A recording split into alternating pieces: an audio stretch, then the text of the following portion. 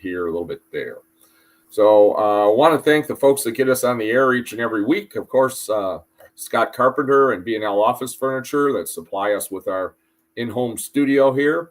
Game Day Men's Health of Libertyville, soon to be of Kenosha as well. Steve Sinclair and the Bumper to Bumper IRA Outlaw Sprint Cars. Great Lakes Dragaway. We'll have John Reidenbach joining us shortly. They are still racing at Great Lakes Dragaway, and we'll be talking a little bit about their schedule for the rest of October and in early November. Pink Roofing out of McHenry. They do a great job, great customer service. Contact Pink Roofing if you have any of those kind of needs or storm damage, hail damage, they can help you out. Whitmore's Towing and Recovery of Waukegan. Fox Lake Harbor, Dave Mullis and his crew. Force One Performance Parts. The Hunt Club of Richmond. Bumper to Bumper Auto Parts of Midwest. Also, Bodycraft, Mark and Tony Maglio. They can help you out, whether it be a classic car, a new car, a used car, whatever it needs. When it needs body work, go see Mark and Tony and the gang at Bodycraft of Antioch on Route 173. MLS Auto Clinic, Eddie and Debbie Boyd, great business on Highway 50 in Paddock Lake. They do a lot to support racing and also to support the Lake County Honor Flight. So help them out. Go to MLS Auto Clinic on Highway 50 in Paddock Lake. Lake County Hose and Equipment, Bill Fusting and his fine crew over there in Beach Park. And Bill and his wife Kim and family are waiting in the hospital as we speak for a new baby boy. They're not having it. They're going to be grandparents. But baby, they thought baby was coming yesterday. Baby had different ideas, but they've gotten as far as the hospital today. So if we hear something from Bill during the show, we'll let you know. Hartnell Chevrolet, the Culvers of Paddock Lake, Jack's Helmets. Jack Eschbach does a great job with helmets. Kaylee Burns of Revel Bell Salon in Kansasville, Midwest Motor Coach and Olson Transportation. Rob Olson and his crew do a great job, especially helping out with the Lake County Honor Flight. A-Main Apparel and Diecast, Garrett Tennyson and his family do a great job there. Thomas Guard IT, John Hatterline, attorney at law. Cabins on the Lake up on Highway 13 as you're going out of Adams Friendship to the north. Great place to go and relax and see a lot of color at this time of year. 5-Star Race Car Bodies. Daniel Sanchez still has a little bit of racing left to do this year. He's their marketing director. Carl and Corey Schultz own 5-Star Race Car Bodies, and they keep adding more and more new things. So keep an eye out for 5-Star Race Car Bodies. Impressions Count. Randy and his family here in Antioch do a great job. They provided us with the sign that's behind us. So we certainly thank Impressions Count. Dr. Tooth, who is my dentist.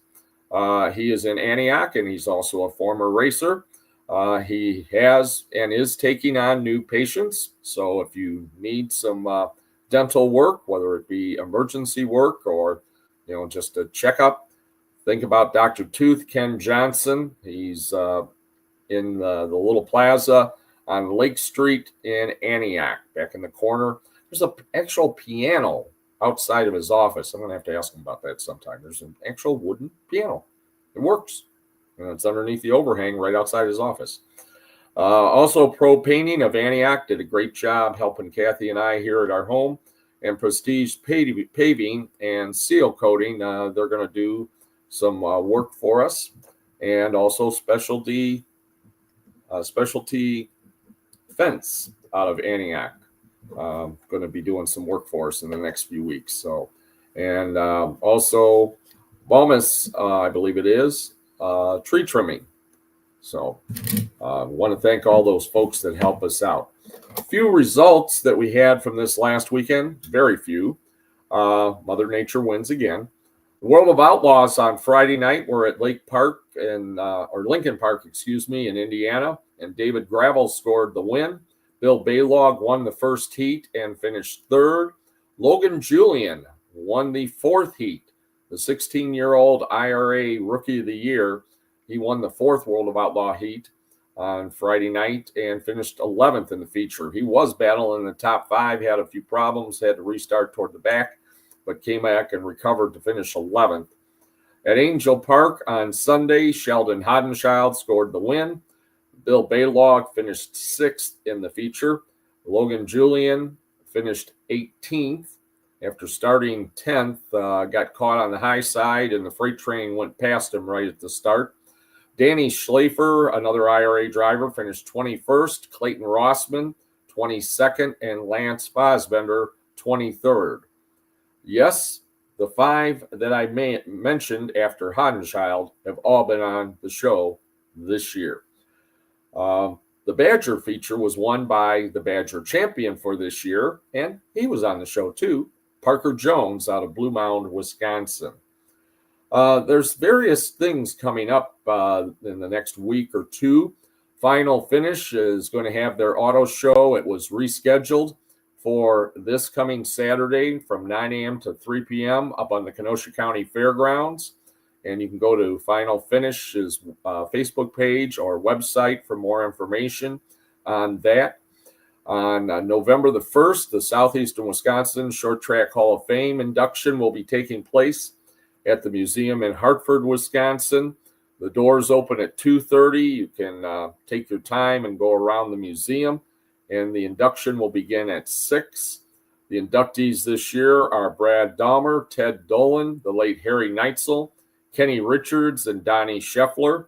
And a dedication to motorsports award will be given to the late Glenn Hefner of Hefner Racing Products. And a contribution to short track racing will be going to Joe Buke. And that'll be on November 1st. And you can get more information or order tickets by going to the Southeastern Wisconsin Short Track Hall of Fame Facebook page or website. November 1st, also, Wilmot Raceway will be having their banquet, and we're going to be speaking to one of the honorees a little bit later on, Brandon Murtis, who won the Street Stock Championship this year at Wilmot.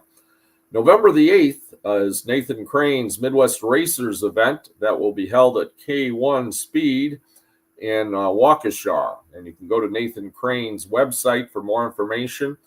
He's starting to almost run out of spots for racers, so if you want to race, get in touch with him. I do it like now.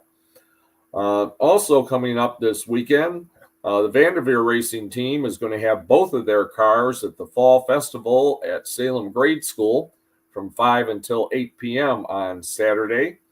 And there's going to be 2 drivers that I'm aware of so far. Adam Taylor, the Automator powered by Gandry Performance Wisconsin Wingless Sprint Car Champion for 2025.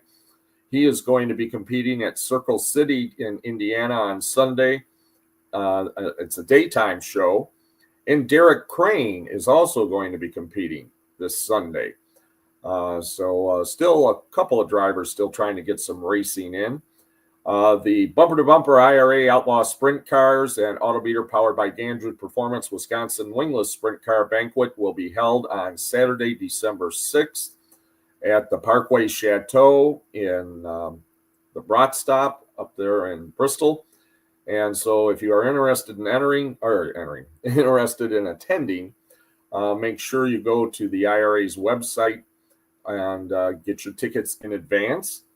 The 1175 Sports Complex and Eatery Lightning Sprint Banquet is also on December 6th at 1175 Sports Complex and Eatery there in Kansasville.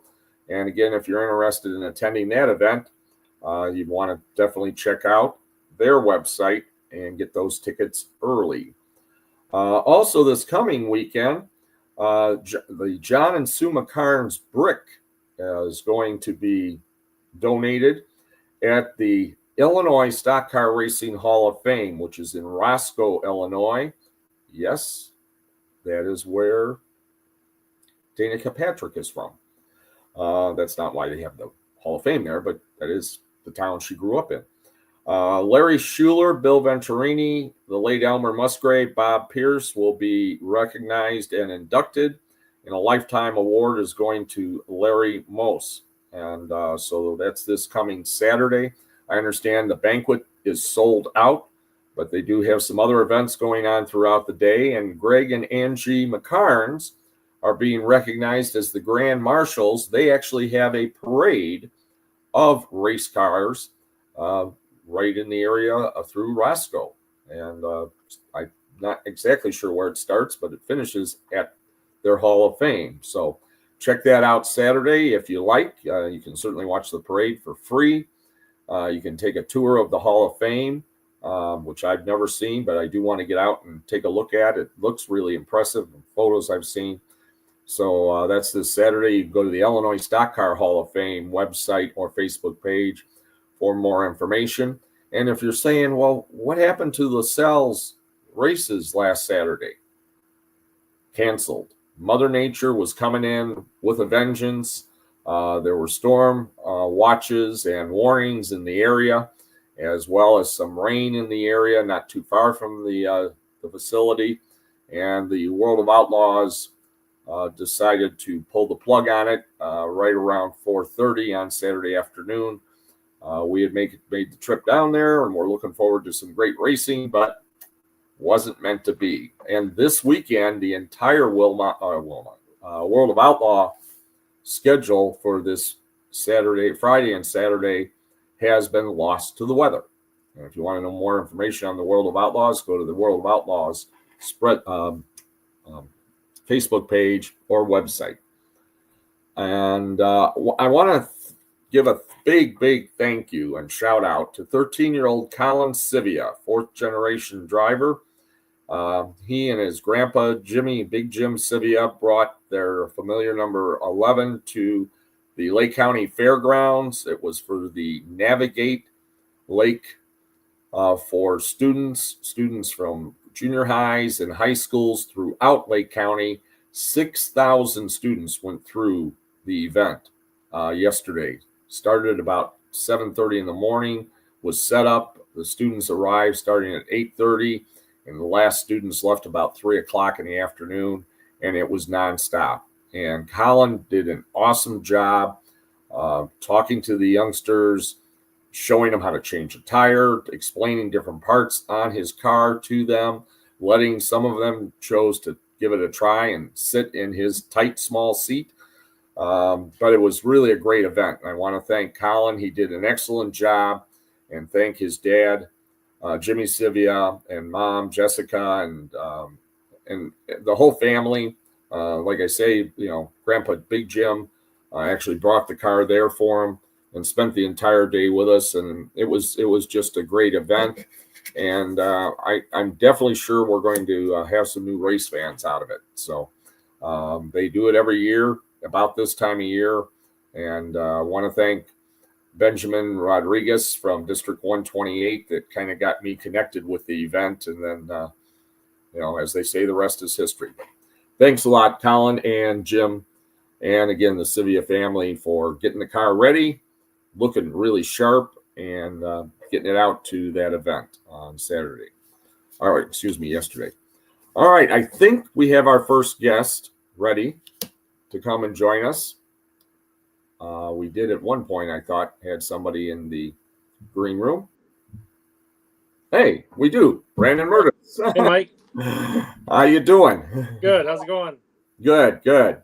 Well, congratulations on the 2025 season championship at Wilmot in the street stocks. And tell us about your championship year. So we tried going for it last year, didn't get it. This year, the whole goal was to get the championship, and it worked out. Points are real tight at Wilmot, the way they do the point system. So you had to be on your game every single night to be there at the end. And we had the lead, lost the lead to Josh, gained the lead, lost the lead. And with 2 nights left, we ended up pulling 4 points from them, and all we had to do was just stay right behind them on the last night, and we did. I've talked to different drivers, and some have different philosophies about points and point racing. Like you said, you kind of wanted to go for the championship right from the get-go this year, but Is that something then as the season goes along? Is that in the back of your mind, or are you just going and taking each race and each night, for what it's worth and doing the best you can? It's there because the way Wilmot does points, I mean, it's the winner gets no heat race points, no nothing, just feature points, and it's 40 points, and then it drops to 39, 38, 37. So it's 1 point of position. So every single night, it's seeing how much points you can get with this. I mean, you got to be top 2, top 3 to be there at the end of the year.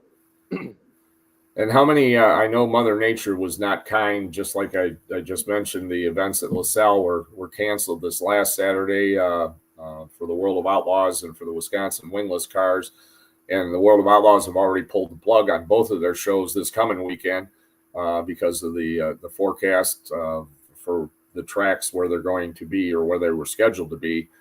And that just seems to be, unfortunately, the norm this year. There's a lot of cancellations. What about you? How many nights did the street stocks end up getting in? I think we were on the schedule for 10 or 11, and then we maybe got canceled twice. I don't recall. It might have only been 2 times. Well, and you had a pretty decent year percentage-wise. Yeah. Yep. Now, for you, for a driver, when you're all hepped up and ready to go to the racetrack, you look forward to it all week. You race on Saturday, you don't race again until sometimes the following Saturday. Sometimes you might even have a week off in there. You never know. Yep. But after you get all geared up and get ready to go to the races on Saturday, what is your routine on Saturday of race day? Race day. So, I mean, basically, I go to my dad's. That's where the car's at. My dad's house. We go there early. Try to leave Friday with a minimal list of stuff to do. Mainly just wipe the car down, do tires. Then we load up, get to the track, just unload and hang out. I don't really have too much of a routine. Just make sure the car's there. If the sun's sunny, get the tires covered and so they don't grow, and basically just hang out until it's ready to go. So you don't really do that much work once the car gets to the racetrack? Nope, try not to. Try not to do much work on a Saturday morning, and then nothing till after the heat race if I have to. The car is actually a outlaw chassis, and I very minimal had to touch it from the heat race to the feature this year, so haven't had to do much. Oh, that's good. That's good. I want to say hello to Sean Stykes. Hey, He's Sean. joining us there. How you doing, Sean? Hopefully you're enjoying the show tonight. And it's a little chilly out there now. I think the fall is definitely here. We don't have our 90-degree day like we had a couple weeks ago. Nope. Working outside and this sucks. So now, what is the status of your car? I just happened to mention we got a couple of the wingless guys that are going to try to go to Indiana this Sunday, and they've got actually an afternoon show down at Circle City. So we've still got a couple of people racing, but most of them, the season's over. We were, was it last weekend? Weekend before, we ran 141 Car Wars Friday, Saturday. So I ended up winning the feature Friday night. And then Saturday, Dustin Holland actually blew up in the heat race, and I rear-ended a car that rear-ended him. And then got the car fixed, won the B main, and then got into the feature, was moving up, and the guys checked up in front of me, and the bumper was not in good shape to begin with, so I tapped the guy and got the radiator again for the feature. So, but the car is going back together, and it will be at the car show at Wilmot on Saturday. Okay, yeah, that's the finish line, folks, that are going to have that, or final finish, actually, 9 o'clock to 3 o'clock on Saturday. I was looking at their website and their flyer and that.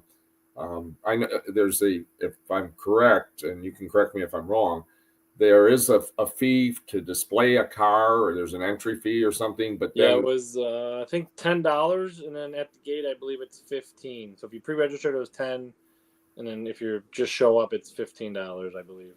Okay, and then for spectators, is there any charge I really do not know that. I'm not sure. Yeah, I wasn't sure on that one either because I Yeah. didn't see either way that I could. Yeah. I didn't look into it that deep to see. Oh, well, I would be surprised actually if they did charge Yeah, to I get know he's in. got a couple vendors and food trucks, I believe, coming. So it might be a $5 to enter. I'm like to show up. I'm not really sure. Right, right. So, and now during the course of the year, you had two cars. You were driving one. Dad was driving one. Are both cars going to be there Saturday, or what shape are both cars in? So the other car, Dad never raced it. I raced it for a non-points night. Ended up winning the feature, and then Dustin Richards, sorry, appeared in it. One of the fair night, I believe it was. Um, he either had electrical issues or his motor issues, and then Michael Olson appeared in it for the Fall Classic, and the motor ended up blowing up. So that car will not be at the car show. It's you had to Flintstone it to the car show. I don't want to push it around, so It'd be a little tough if it doesn't yeah. run. So, well, and I think you probably heard me. I think in the green room there. I mean, going out to events like a car show or that. I mean, to me, that's where you're going to hopefully generate some new fans. I mean, Colin Sivia he was able to relate to the kids that were coming up to the car because they were his age. Yeah, that's cool. They were in junior high or high school, and they'd come over and they'd start talking to me, and they'd ask me, well, what's with that car? And I say, well, you see that little guy over there with the black hat? Yeah. Well, he's 13 years old. He's in 8th grade, and he drives that car. And then their eyes get big, and that's cool. And a couple of them said, well, gee, I wouldn't mind driving one. So you never know where you're going to get that interest. Where did you get your interest in racing? So my dad started racing in Lake Geneva in '96, I believe. So he raced there till it closed down. We took a couple years off, and then we started racing the Bahama Brackets at Rockford in 2010. And Wilmot was so close to us, but we just never went there. And then my cousin's stepdad ended up buying a dirt car, and they're like, hey, come. That's how I met Jason Conrad. They checked this car out we bought, and then I built the car with him for 2010 season. And then 2011 is when me and Dad got a car, and that's when I started racing. So it was all from back in Lake Geneva.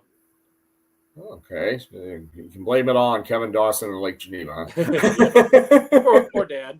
There you go. There you go. So, what are your plans for 2026 racing season? We're going to try to go for a second championship at Wilmot. That's our goal. Okay. Unless if I know 141 opens up early, and if we go there and compete the first couple of weeks good, we might stay there, but we'll probably stay at Wilmot. No, I believe, and you can correct me if I'm wrong. The street stocks at Wilmot and the street stocks at 141 are they both under the unified rules? Yeah. You can run street stock at Wilmot, 141, Gravity Park, Luxembourg, Seymour, I believe, out of Gammy. The Hill Raceway. There's Escanaba in Michigan you can go to. One of their racetracks. Yeah, there's quite a bit of unified street stocks around. Now, is there an overall unified champion, or are they all individual track championships? All individual. It'd be cool to do a complete unified thing. I was just thinking, IMCA used to have that. Yeah. No, it'd be cool for unified to do a whole championship thing. Well, maybe we just put that bug in somebody's ear. Yep. That's beyond our pay grade, right? Yeah. And what about who helps you to get to the racetrack every week? Pit crew wise, marketing partner wise, that kind of thing. So pit crew, it's pretty much just me and my dad. Then I'll have my brother-in-law. He'll show up. A couple of my dad's friends show up, but I mean, I don't really like anyone touching the car besides me or dad, just to make sure everything's tight, ready to go. And then we got a bunch of marketing partners. Heather Thompson with Remax Elite, Advanced Tree and Stump Removal, Top Tier Mechanical, um, Smallman Tools. Who else we got? Surfside Bowl, Jacobson Excavating, Mellon Septic, Top Tier Mechanical. Maybe I said that already. Who else do we got? What else is on the car? Oh, Rhonda with Twisted Cuisine Catering, Metis Plumbing. There's just so many of them. It's great to just not even have to ask for next year. I usually just get a check in the mail or something, which is cool. Well, there you go. There you go. And I'm not asking you to open your books for us, but approximately what does it cost to field a street stock at Wilmot or with the Unified Group? It depends. To start, it's expensive. It's about $30K to get going with the top of the line parts and stuff, and a good motor. And each year depends. I mean, we bought 12 tires this year, so that's like $2,200 in tires, I think. So it's, and all the sponsors help. If you break something, it's huge. Like I think this year I got to get the motor freshened, which is like $3,500 over the winter break.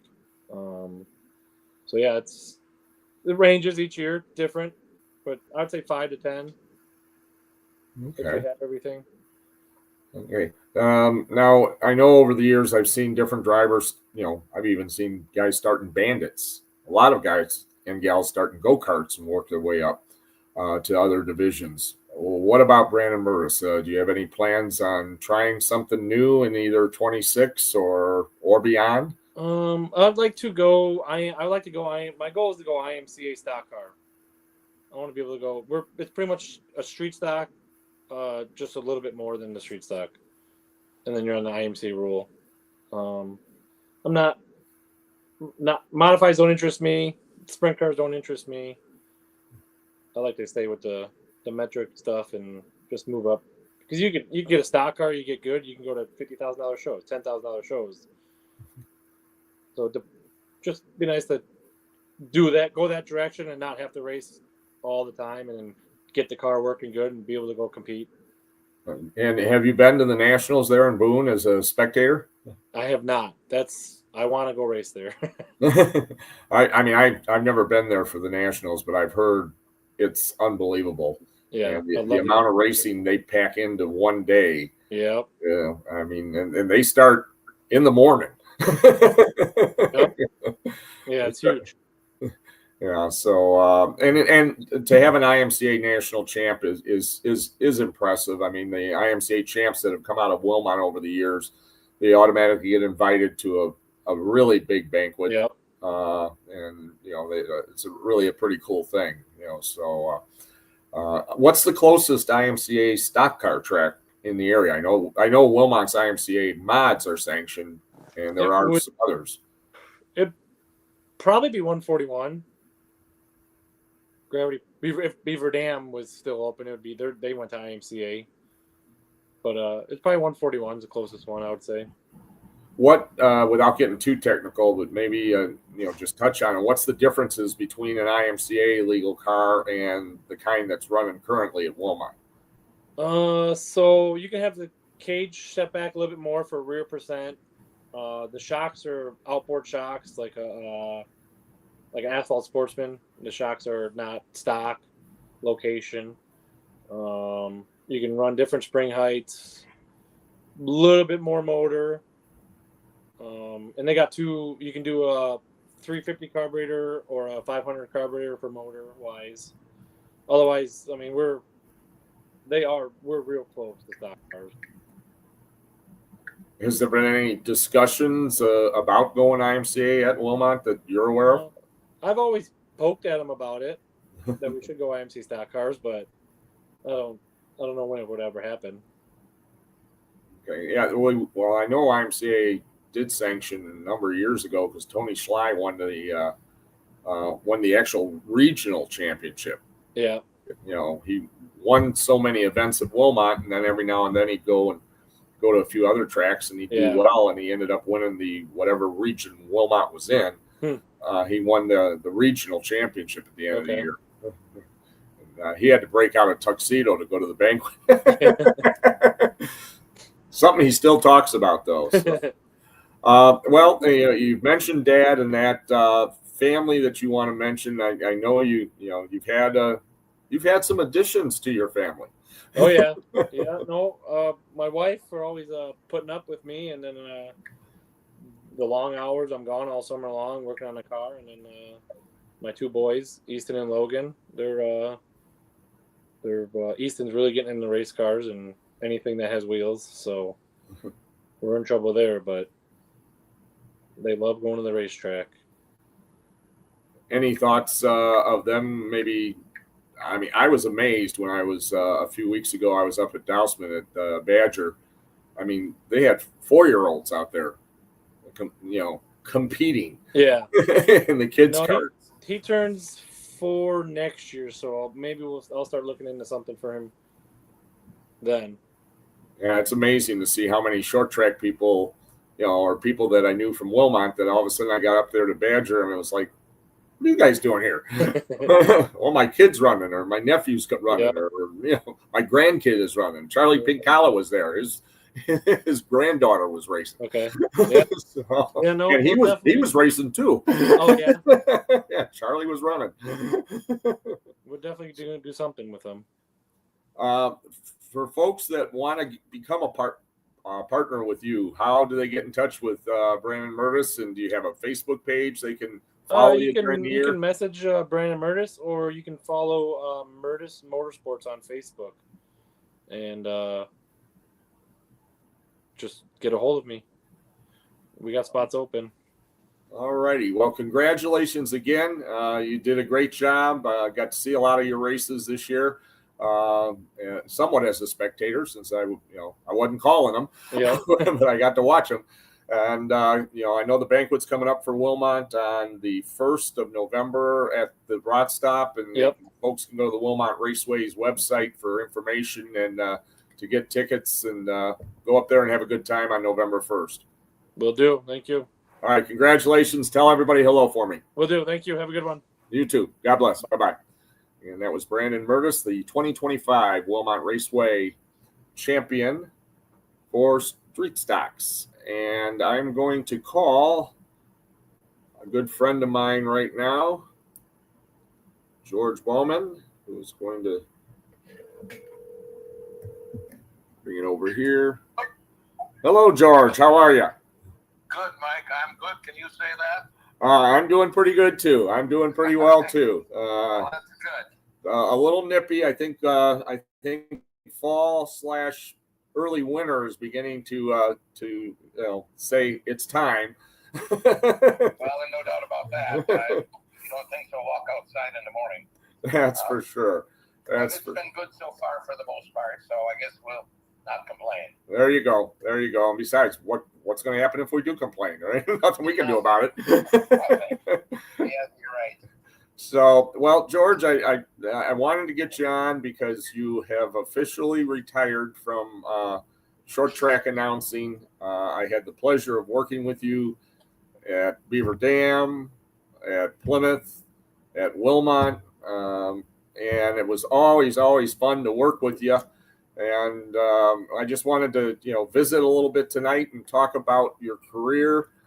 I don't think you'll mind if I say it because you have said it publicly. You're 80 years young, and I stress the young. And, you could still pick up a microphone with the best of them.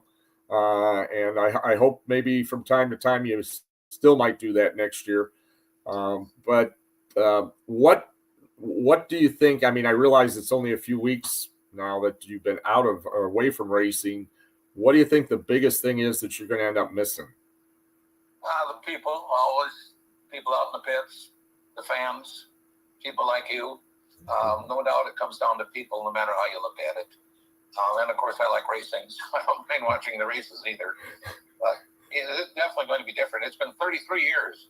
I started out in Beaver Dam at the raceway there in '93 when Gary Schlafer opened up the track. He needed an announcer one night. They started out doing some Wednesday night shows, and the cars they were running were very familiar to the people from Plymouth. And of course, I was one of them, although I live an hour away from there, but I always watched races there, and that's where I raced a little bit. So he was going to run a Wednesday show with the modifieds from Plymouth, and I think some from Wilmot too, because they ran similar cars at that time, and they're sportsman cars. So I said, sure, I can do that on Wednesdays, but Saturdays I go to Plymouth to watch. And anyway, I went down there and did it, and then I was done. He said, I'll see you Saturday, and I said, what? He said, I want you here every night we race. So I must have left a good impression. So anyway, I started, and lo and behold, I did it for obviously a long time. I was there all through the 90s and into the 2000s, even after the track was sold. And then I thought I was going to step down then, but I got the call from Plymouth. They were switching what's going on over there, and they wanted somebody to come in, put together a race program and manage it. And I thought about that for a few days, and then I thought, well, what the heck? I got one more challenge in me, I guess. But I certainly didn't plan on doing it 21 years. That's for sure. But it was, for the most part, fun. But as you know yourself, it's probably more that you have to put into it to do it right than what the average person would realize. And my stats are impeccable. I don't know what will happen. I can't imagine anybody else spending the time I do on this. I mean, I can tell you how many races were run since '05. I can tell you exactly how many.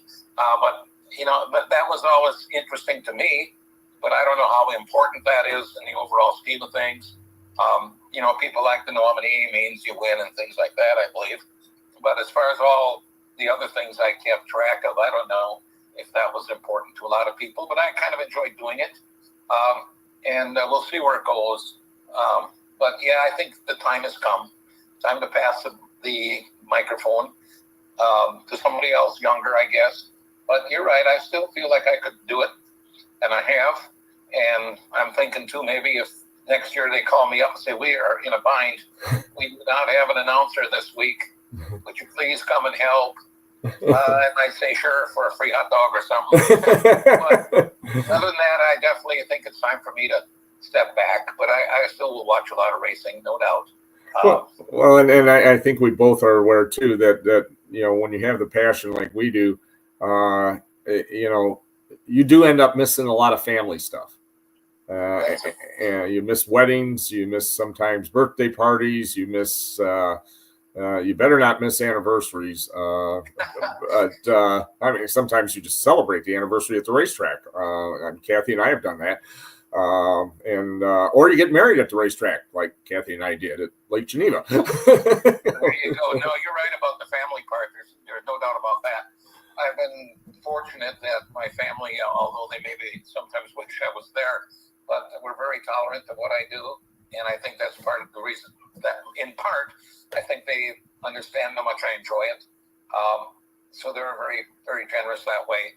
But like next July, we got 2 weddings already on the book.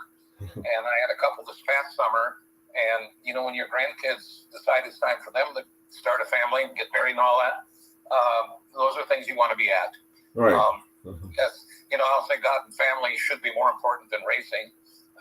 But that's my opinion. But I think a lot of other people agree with that. But, too, at the same time, Mike, things have changed in the racing world a lot. From the time, I never planned on being a racetrack announcer. I never applied for a job at a racetrack. I was a radio broadcaster. I did thousands of games, football, basketball, hockey, and baseball. I was, like I said, by accident that the track's new owner called me. I never would have went to him and said, hey, I want to be an announcer. But he knew I was out there, I guess, and it all worked out in the long run. but that was never something on the radar screen for me. But I sure enjoyed it, though, because I really like racing. I've been to Knoxville Nationals 35 consecutive years. Uh-huh. Lord willing, it'll be 36 because I got to pay for those tickets real soon. But I really enjoy that. Met a lot of nice people, a lot of famous people in the racing world. Yeah. Good memories, no question about that. But I don't know what the future holds for some of this short track racing. It's just crazy nowadays. Mm-hmm. You got all this stuff on being streamed. You can sit home on a cold, rainy, or wet night, sit in your recliner here and watch things on your computer or on TV. It's just different. But I always tell people, don't forget to support your short track races because you got to have fans. That's right. And a lot of the tracks you go to, many of the people sitting in the bleachers are not kids. They're not young. They've been around a while, and they have a passion for racing just like we do. Mm-hmm. And we just hope that can continue with the younger group. We'll see where it goes. It's just very, very different. Yeah. Well, he just checked in here on our Facebook hosting Lonnie Roy, who used to race at Wilmot. He said in 2000 they were IMCA sanctioned at Wilmot when he raced there. And Lonnie now tunes in to our podcast from, I think it's Alabama now, if I remember correctly. But he's got family now that race. His son is now racing. So it's, like you say, I mean, I happened to be there the night it happened a year ago. I think it was a year ago now, that you had 4 generations of Schlafers, I believe it was, that raced all on the same night. Is that correct, George? Have I got it right? Yes, that is correct. You had Grandpa Al, and then you had Danny and Danny's son, who's now running with the IRA. And I'm trying to think off the end of my, right now, the 4th one. But yeah, that's true. I remember that night. Who am I forgetting here? Al really hasn't been racing anymore. And I know his eyes aren't the best, but he's always there.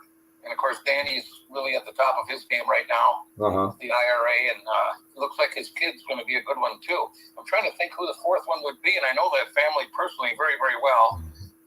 But we've had the same thing happened in the Scheffler family. Russ and Rick, Taylor, and George. So right there, you've got Grandpa. Rick, of course, and Russ are brothers, and Taylor. They've done so much for the late model class at Plymouth. Tremendous. Of course, unfortunately, George has passed away, but they've won a lot of races. Almost 70 A-mains between them. Wow. That's not too shabby, is it? No. But I'm trying to remember with the Schlafers. You stumped me now, Mike. You shouldn't do that. I'm supposed to know everything. Well, maybe I'm wrong. Maybe there was only 3, but I thought there was 4. I just remember Al getting, when you were interviewing and talking to him, Al got very, very emotional. That he was going to be able to do that. And he never, like he said on the mic that night, he didn't dream of ever racing on the same track on the same night with all of those kids. Mike talked about doing that for a long time. How nice it would be if he could do that. And obviously it happened. And Al is a very sappy, emotional type guy. So I was not surprised at all that he got a little bit choked up there because it just meant so much to him at that moment. And yeah, I remember that night. That was good. I'm glad it wasn't the night that Danny went through the fence in turn 1 and landed out of the block. That was a different night, but it was last year too. Yeah. Well, I do want to ask you. I mean, you've announced a lot of races. Just like you were mentioning all the various sports games that you've called on the microphone. What stands out in your mind as the biggest moment that you announced? If I can get you to, or I'll give you a little bit of a break, maybe your top 5, because I know it's tough to pick out one. Tough to pick out 1, 2, 3, 4, or 5. Well, I had one night I'll always remember was at Beaver Dam Raceway in the 90s. The World of Outlaws were there, and for some reason the cars were all stopped around the track, and Steve Kinzer was parked on the front straightaway, and you're just sitting there waiting for them to take care of whatever the situation was. So I was doing some roaming around with the wireless, and I walked up to his car, and I sat on the back right rear tire, no, it was the other side, because I could see in the cockpit real well, and we had a little visit right there. That was kind of fun. The King, Steve Kinzer. I just had so many good moments, Mike. It's hard for me to put a finger on many of them. I don't know how I would answer that, to tell you the truth. To me, every night was a special night. I think I announced about 15 different tracks at one time or another, and you maybe have too, as we have these traveling groups now. But I have a lot of memories and a lot of fun I had. And like I said, I got to meet a lot of really cool people in the racing world. But I had, the ups and downs too. I had the sad side of things too. I was announcing up at Mammoth Walk when Eastern went up there after they weren't at Plymouth anymore. And I was calling a race up there, and I don't know if they were 4-cylinder cars or what they were, but a young man, came off turn 4 and made a hard left turn into the infield, hit a concrete barrier, and his car landed on top of it with the engine screaming. And finally somebody ran over there and shut it off. And sadly, the young man had passed away. He had a heart condition, I guess. And, that's tough to be on the mic when that happens. I had the same thing happen doing a high school hockey game. Young kid took a puck in the chest, and he was 25 feet from me and laid on the ice and died. It jarred his heart, and those things stand out too, but, they're certainly not highlights, that's for sure. Yeah. But you have your highs and lows, is what I'm saying. Right. And you just have to take them all in stride. Yeah, that's for sure. Well, and do the best you can. Yeah, and I think you and I are kind of old school announcers, and I think I came out of the somewhat out of the educational world. I did do sports editor work too. I was in the journalism end for a while, but I always believe that when we're on the mic, we are educating the fans, because it's not. Well, I actually have seen it that way at ball and stick games, where somebody's sitting in the grandstand and the game is going on and they have no clue what is happening. And right. I think that in racing, the same type of thing can happen. I mean, they come, when you really think about it, George, how many people come and will watch cars just go around in a circle?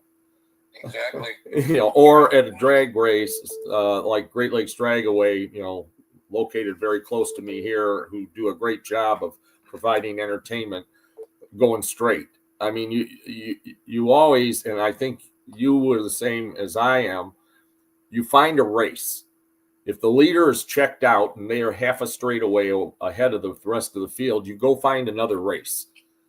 And, a battle for second or whatever the case may be.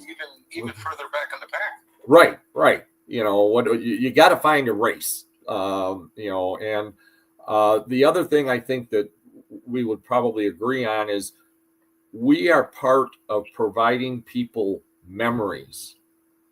Odds are somebody, and I do ask this sometimes on the mic, if anybody's at their first race ever. And some people jokingly will raise their hand, and I know they're full of it. And other people will raise their hand. Yeah, and you hope that they not only came that night, but they go home and tell their friends and their neighbors and their relatives, and maybe they don't come back till the next year, but at least hopefully they come back. Well, that's very true, Mike. I attended a promotional seminar out in Reno, Nevada, about 20 years ago, and it was for all people who are participating in running a track or working at a track. Mm-hmm. And anyway, one of the speakers pointed out that, in his opinion, one of the most important people at a racetrack is the announcer. Mm-hmm. He's got to be, like you said, he's got to inform people. He's got to entertain them to a certain extent. He's got to promote the sponsors and the marketing end of it. To do it right, there's really a lot goes into it, like I said before, that a lot of people don't even realize. Right. And those are all very, very important things. You said it, you hit it on the head. so often you'll be watching a race on TV and the camera's on the front two cars. And like you said, they're not doing anything exciting. Follow the leader or something, and back in the pack, there's a real battle going on for position. So you're exactly right on that one. Well, and you know, and for myself, I mean, I happen to be wearing tonight my Waukegan Speedway shirt, and which is where I started, you know, back in 1977. But one of the reasons I've got it on is this coming weekend, the McCarns John and Sue are having a brick dedicated at the Illinois Stock Car Racing Hall of Fame in Roscoe, Illinois. I don't know if you've ever been to it. I haven't. I want to get to it. It looks fantastic. And then also they have a parade as part of their induction. And the grand marshal for the parade are Greg McCarns and his wife Angie this year. So I'm trying to work my schedule out so I can get out there for the event. Ironically, their banquet is already sold out, but it's those relationships that you build, and I guess we got about 5 minutes or so left here. I guess what I would ask you, George, is if there's a young person out there right now who is thinking about giving it a try in auto racing, announcing, what recommendation would you give them? Well, I look at different things. I guess it goes back to my radio broadcasting days. I'd want to know what kind of voice they have, first of all, so they'd be pleasant to listen to. But beyond that, I would say be yourself. Don't copy anybody else. You can listen to some other people and try and get a few tips. But for the most part, just be yourself and let it flow. And if you do that, you're well on your way, I think. Besides the basics of knowing what you're talking about, obviously. Right. But just be yourself. Don't copy somebody else. And away you go. And pay attention to what you're doing and how you do it. Because you're not going to get any better if you don't see the areas where you need to improve. You know, when I started in radio broadcasting, I recorded every game I did on radio on an old reel-to-reel machine. And the following week, I would align notepad. I'd listen to it, and I'd say, oh, my God, that was terrible. You know? Right. So you got to work at it if you want to be really good. It just isn't automatically given to you. You know, God gives us a lot of things, but he also expects you to step it up and take advantage of things, too. And that would be work to get better. Yeah. No, I would just say, be yourself, do your homework, be prepared when you get to the track, because you never know when there's going to be a delay or something that you got to fill, and that happens. You know that happens a lot. Oh, yeah. So be prepared and try to say things that people, your audience, want to hear. Don't just blab on for the sake of talking. Right. Say things that people would want to hear.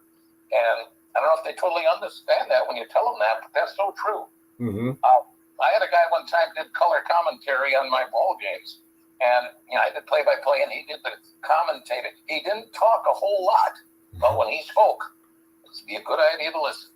Everything he said was pertinent to the situation at hand, and I think they should do that too. But that's just me. I'm old school like you, I guess. But so many guys. Well, first of all, we need more young people to get involved in racing at every aspect, announcing and everything else too. But we'll see how it plays out in the end. And I think before I let you go, I'm gonna hit you with this one. What is the most unique place or announcer's booth or whatever you want to call it, or tower, that you announced at during your career? Well, I announced at Antigo, I announced at Shawano, and both those tracks, like Sun Prairie, you announce from the infield. So you look to the north and the action happens to the south. Sun Prairie, I was there a couple times this summer again. I love that place. I love it to death. And but you're in the infield, and it's just really unique. Otherwise, well, like your track right now, you got that beautiful facility now. It's awesome. They got that fixed up pretty nice. That's one of the really nice ones to work at. Mm-hmm. Plymouth's not too bad. But one of the other things, though, Mike, tell you the truth, getting back to that, there's a couple places I don't even remember what the booth was like. I know there were a few of them. I couldn't wait to get out of there at the end. But you ran into the same thing. I'm not telling you something new. Right. You know, nothing. But it used to be you'd go to the racetrack, you had your booth, not as big as some of them now, but you were in there. You had 2, maybe 3 scorers, and that was it. Right. That last show we did at Plymouth, you were there. I walked into the press box. I counted, it was either 10 or 12 computers, all lined up in a row, Yeah. and I counted 12 people. Are you kidding me? Yeah. That's when I thought, I don't miss this idea at all. Right. But that's just the way it is nowadays with all this, you got the video streaming and all that stuff, and it's just changed so much that way. But I don't know, you make the best of the situation. Mm-hmm. And I always said, if you can see the track, there's no excuse for not doing a good job. Then it's up to you. But yeah, I was, like I said, I did 14, 15 different tracks, at least a couple times each. And some of them a lot.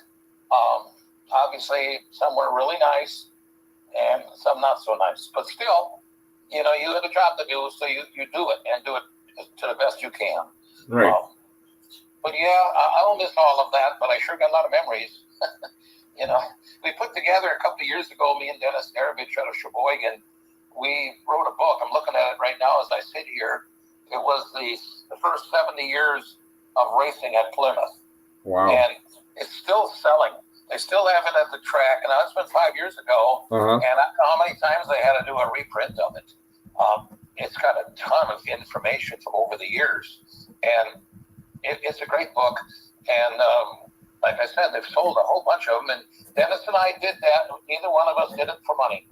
We donated all our time, resources, everything, and they sell those books at the track in Plymouth, and all the proceeds that come in go right back to the track. And I think possibly now some of it might even be going to their Wall of Fame we started a couple of years ago. Uh-huh. So the book turned out great. People just look at it and buy it.